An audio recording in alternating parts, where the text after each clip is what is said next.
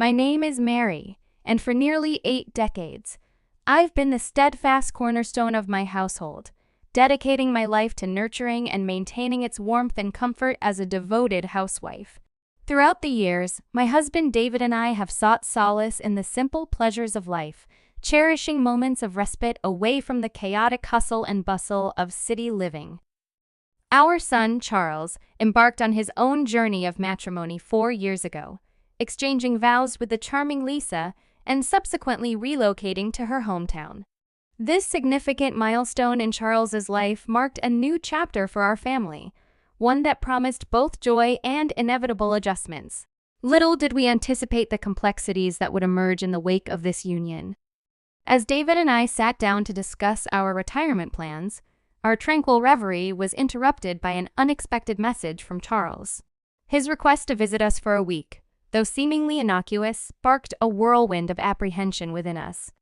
You see, Charles's visits had become infrequent, and the strained dynamics between our families cast a shadow over his sudden desire to reconnect. The tension, it seemed, stemmed not from the conventional trope of a meddling mother-in-law, but rather from the subtle nuances of discomfort perpetuated by Lisa herself. Her demeanor often veered towards coldness, and her words carried an underlying weight that left us uneasy.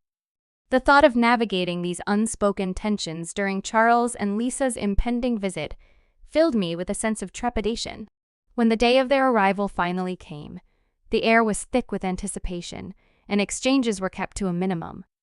It was evident that a weighty conversation loomed on the horizon, and as Charles began to speak, I braced myself for the revelation that would follow. What unfolded before us was a tale of unforeseen challenges and unexpected decisions.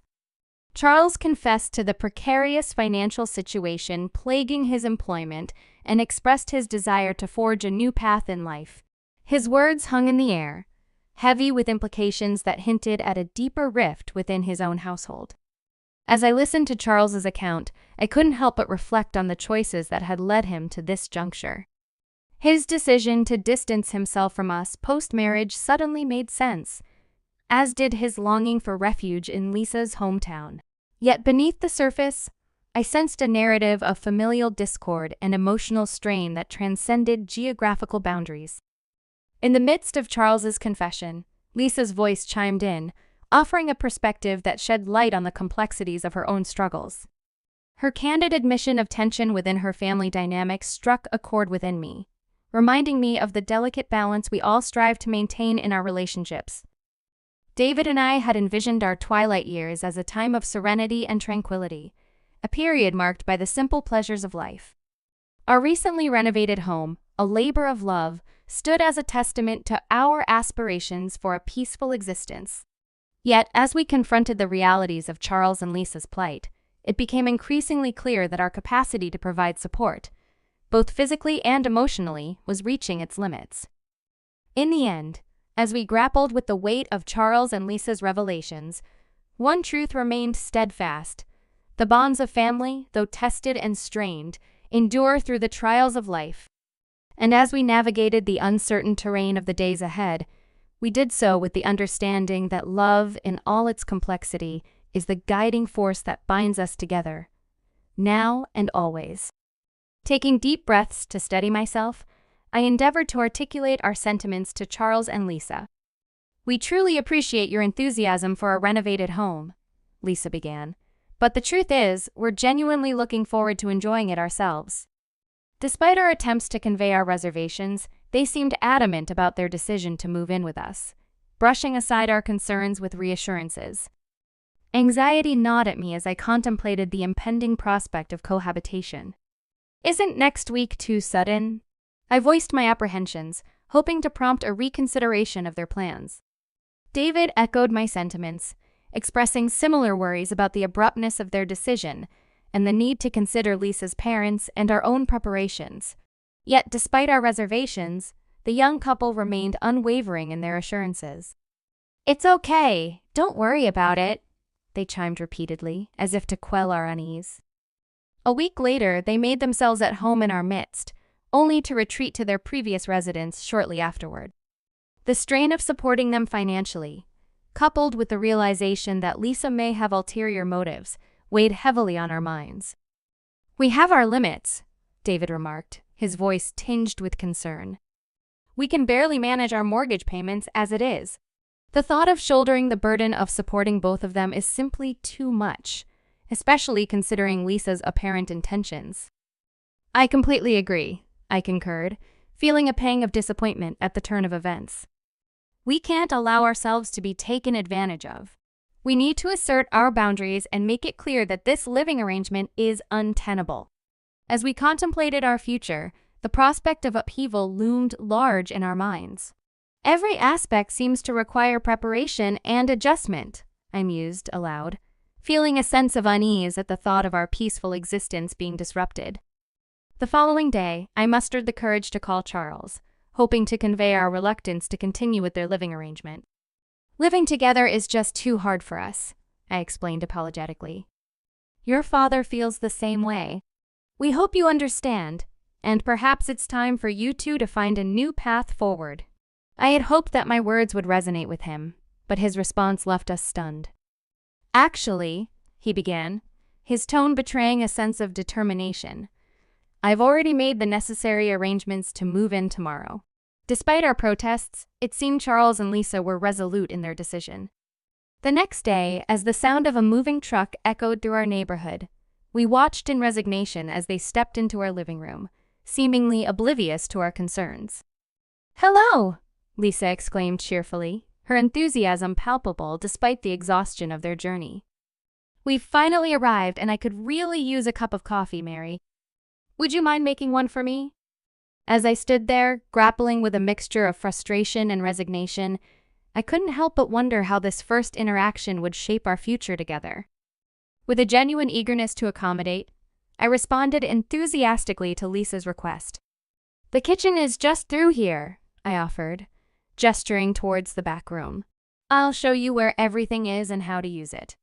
That way, you can whip up anything you like whenever the mood strikes." As I led Lisa towards the kitchen, her expression soured, and she clicked her tongue disapprovingly before speaking. "Why are you being so cold?" she questioned, her tone laden with accusation.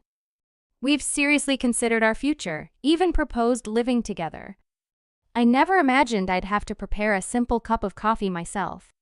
Her sudden remark caught me off guard, and I struggled to conceal my surprise. It seemed her words belied a lack of appreciation for our hospitality, and her demeanor remained unchanged as she continued.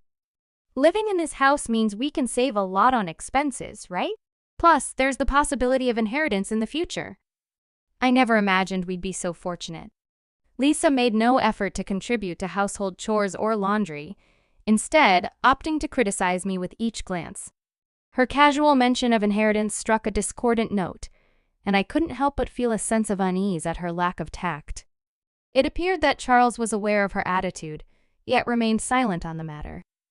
Meanwhile, David, having retired, spent most weekdays away from home for a new job, unaware of the dynamics unfolding in his absence. Concerned by my growing fatigue and the strain of managing household responsibilities, he approached me with genuine care. "Mary, I'm genuinely concerned about you," he expressed, his voice tinged with worry. "If things become overwhelming, let's work together to find a solution." His words always had a calming effect on me, yet Lisa's behavior continued to unsettle me. Her mention of inheritance had sparked a realization within me living with her would prove to be a challenge, not just due to her blunt remarks, but due to a deeper underlying tension that I couldn't quite place. Despite Lisa's watchful gaze and subtle attempts to isolate me from Charles, I seized every opportunity to communicate directly with him. "If it's shopping, Charles and I can go," I suggested, hoping for a moment of privacy. "Just let us know what you need, and we'll take care of everything. And, of course, we'll handle the expenses." As I watched Charles's reaction, I couldn't shake the feeling of apprehension that lingered within me. It seemed that beneath the surface of our seemingly harmonious family dynamic, tensions simmered, threatening to disrupt the fragile balance we had sought to maintain. I harbored a genuine hope that through open communication with Charles, Lisa's demeanor might soften, if only slightly. It had been 8 months since we began cohabiting, and during this time, Charles appeared to lack urgency in seeking employment, preferring to lounge around the house. "It's time to start considering finding a job," I gently suggested one day, my concern growing with each passing moment. "Relying solely on us won't be sustainable in the long run. You should think about supporting yourself." Despite my attempts at diplomacy, Charles and Lisa seemed oblivious to the strain their inertia placed on our lives. Each day of their inaction heightened my disappointment and frustration. We found ourselves dipping into our retirement savings, despite still carrying a mortgage on our newly renovated home. It appeared as though Charles remained indifferent to our predicament. As the weight of our circumstances bore down on me, I realized I could no longer endure in silence. I confided in David, who had already sensed my growing discontent. "Mary, it's time to stop enduring," he advised, his concern palpable. "I plan to have a candid conversation with Charles tomorrow." After discussing our approach, we decided to address the issue as a family the following evening. Though I braced myself for Lisa's potential objections, a sense of resolution settled within me at the thought of finally confronting our situation. As night fell and the family gathered around the table, David attempted to broach the topic, but Lisa interrupted, requesting a moment to speak. Standing before us, she declared, "Throughout our time here, we've had many feelings. We believe this wonderful house isn't suitable for the two of you." Charles agrees. Her words hung in the air, laden with an unexpected directive. It dawned on me that Lisa intended to invite her own parents to reside in our renovated home. An atmosphere of tension filled the room as I struggled to comprehend the gravity of her proposal. "Are you truly serious?" I questioned, my voice trembling with a mix of shock and confusion. But Lisa remained unfazed, her demeanor haughty as she dismissed our concerns. "We believe you should be grateful for living with us," she retorted, her tone condescending. Stunned into silence, David and I exchanged glances, grappling with the weight of Lisa's audacious request. Eventually, David composed himself enough to address Charles, his tone firm yet measured. "Charles, do you understand the implications of this decision?" he inquired, seeking clarity amidst the swirling chaos of emotions. "What do you make of all this?" David's earnest inquiry hung in the air, prompting us to await Charles's response with bated breath. Lisa's audacious demand for us to vacate our own home left us reeling, desperately seeking insight or validation in Charles's words. As Charles pondered his response, a flicker of contemplation crossed his features. Upon reflection, he began tentatively, "There might be some merit to what Lisa is suggesting. Losing my job has been regrettable, and Lisa has been holding down the fort admirably. Perhaps it's time for you, Mom and Dad, to embark on a fresh start elsewhere." His words, though unexpected, struck a chord within us, sparking a moment of silent understanding. It was a realization that had been simmering beneath the surface as we grappled with the changing dynamics of our relationship with Charles.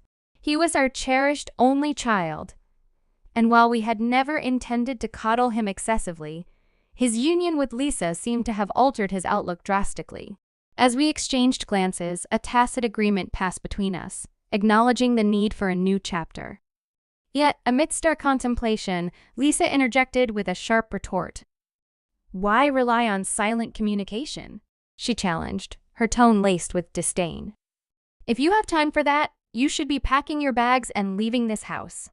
Though her words stung with anger and confusion, I maintained a composed demeanor, offering a calm smile in response. "Understood," I replied evenly. "We won't intrude any further. Whatever unfolds from now on, please don't involve us." Even as I spoke these words, I felt a sense of liberation wash over me.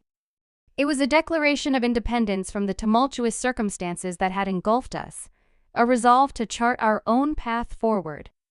And though Lisa's face lit up with satisfaction, I couldn't shake the lingering doubts that gnawed at my heart.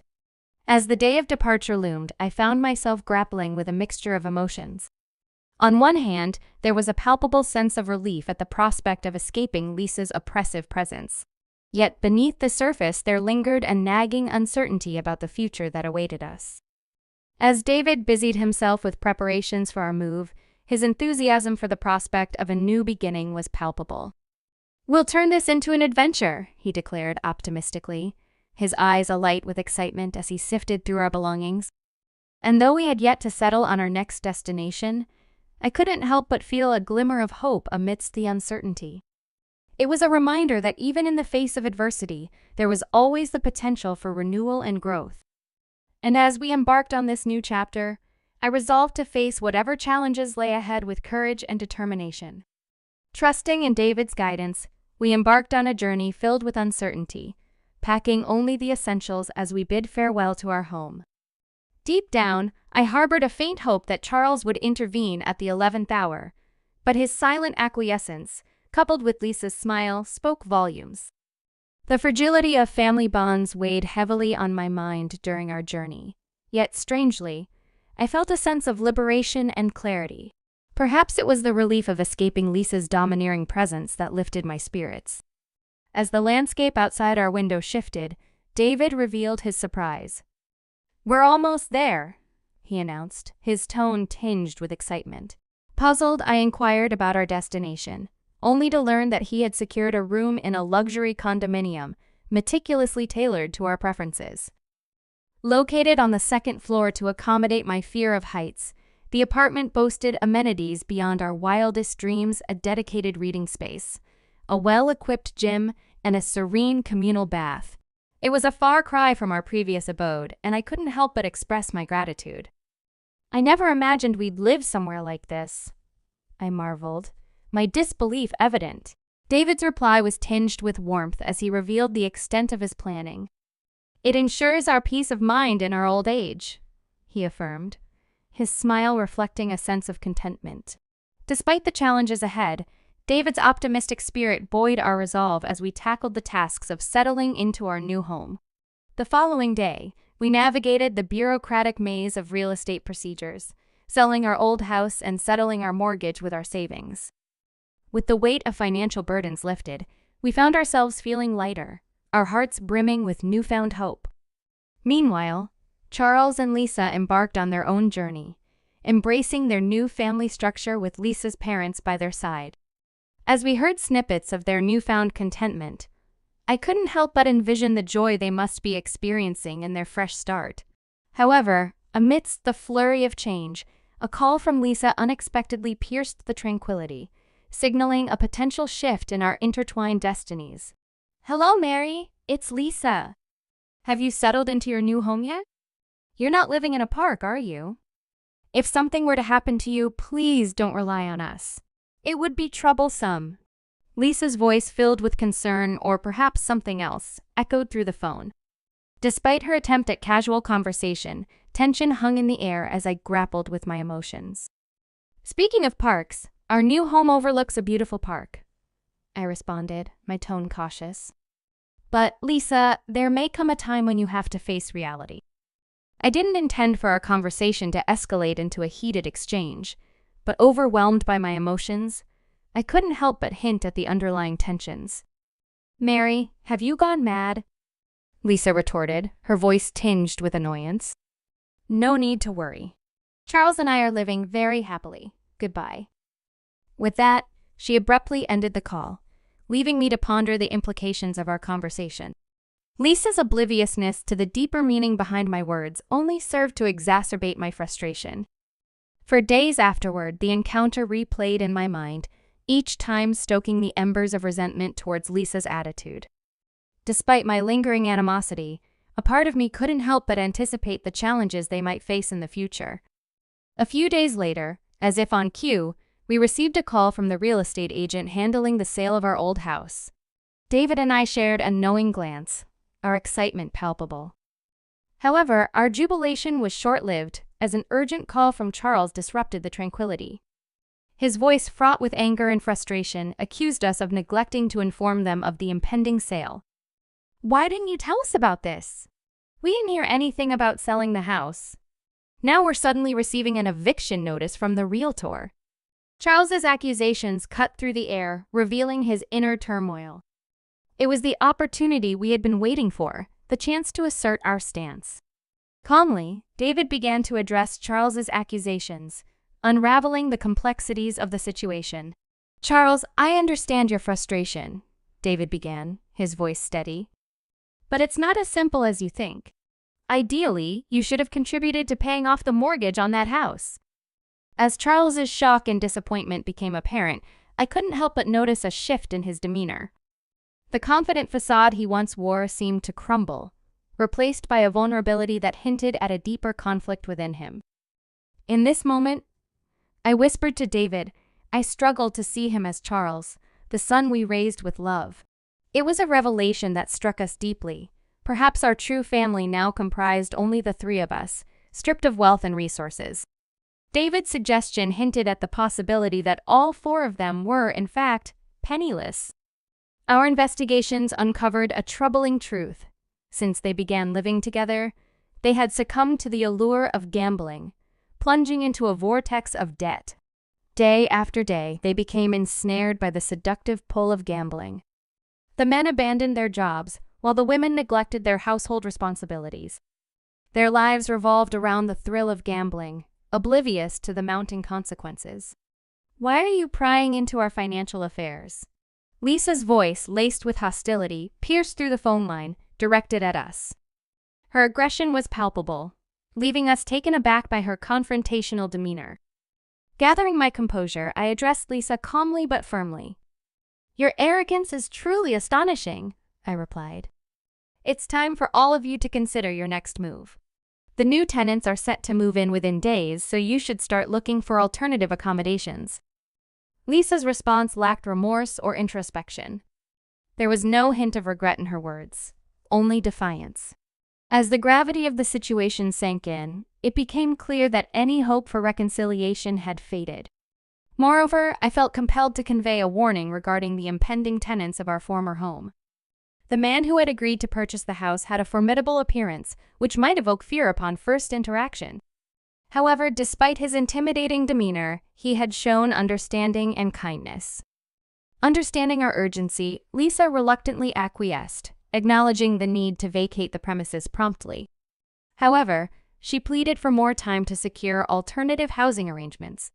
"We'll leave as soon as possible," Lisa conceded, her tone tinged with resignation. "But finding a new place may take some time. Can't we be granted a little more time?" Their plea for an extension tugged at my heartstrings, but given the circumstances, concessions were impossible. The impending danger and uncertainty demanded swift action, leaving little room for leniency. As I listened to Lisa's voice over the phone, a twinge of sarcasm crept into my smile. Her anxious tone betrayed the urgency of the situation, and I couldn't resist a slightly sardonic response. "You don't have much time left," I remarked dryly, offering one last piece of advice before bidding her farewell. "So choose your actions wisely. Goodbye." As I ended the call, a sense of relief flooded over me, washing away the tension that had gripped me. It was as if a weight had been lifted from my shoulders, leaving me with a feeling of newfound liberation. Later, through hearsay and gossip, I learned that the four of them had swiftly and diligently tidied up their living quarters before vacating the premises. The news brought a chuckle to my lips. It seemed they, too, had felt the urgency of the situation. Although I received no direct communication from them, I gathered from a reliable source that they had downsized to a cramped 180-square-foot studio apartment. The thought of all four of them squeezed into such a tiny space piqued my curiosity. Perhaps amidst their financial woes, they were caught up in the relentless cycle of repaying debts, leading busy lives that left little time for leisure or comfort. It was almost poetic justice, I mused as I contemplated their plight. After all the twists and turns, it appeared that they were reaping the consequences of their actions. Meanwhile, David and I were on the cusp of embarking on a new chapter in our lives. In our cozy new condo, nestled in a vibrant neighborhood, we envisioned days filled with peace and contentment. Finally, we would have the opportunity to enjoy each other's company without the distractions and dramas that had plagued us in the past. As we looked ahead to our future together, we embraced the promise of tranquil and fulfilling days ahead, just the two of us, in our little haven of happiness.